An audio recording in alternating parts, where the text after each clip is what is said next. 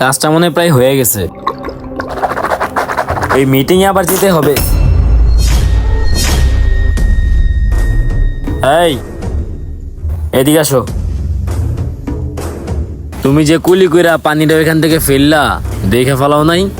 আসলে স্যার আমি খেয়াল করি নাই তো। খেয়াল করো নাই?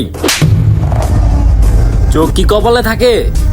এরপর থেকে কুলি কইরা পানি ফেলাইলে দেখা ফেলাইবা, আর নাইলে যেভাবে একটা দিছি ওইভাবে কানের নিচে আরো 5টা বয়ে যাব। চল।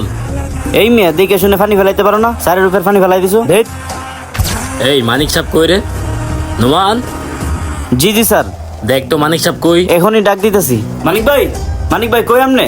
হ্যাঁ ওই মেয়ে চালু আহেন। আইতাছি স্যার আইছে, স্যার আয়া দাঁড়ায় রয়েছে। চলো চলো। আহেন। আসসালামু আলাইকুম স্যার। ওয়ালাইকুম আসসালাম। মানিক সাহেব, গাড়িটা তো দেয়া গেছে, 2 দিন হয়ে গেছে। গাড়িটা ঠিক করছেন?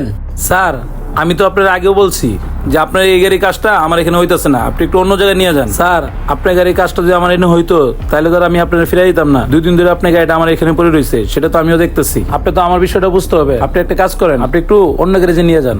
এই মিয়া কি বলেন? স্যারের গাড়ি কি আপনার গ্যারেজ স্যার অন্য জায়গায় ঠিক করে? যদি অন্য গ্যারেজে ঠিক করতো তাহলে কি আপনার গ্যারেজে 3-4 দিন ধরে গাড়ি ফেলায় রাখতো? আর অন্য গ্যারেজের কথা যে বলতেছেন, ওইখানে যদি গাড়িটা দেয় আর গাড়ির কোনো একটা পার্টস যদি নষ্ট করে ফেলে, এটার দায়ভার কে নিবে?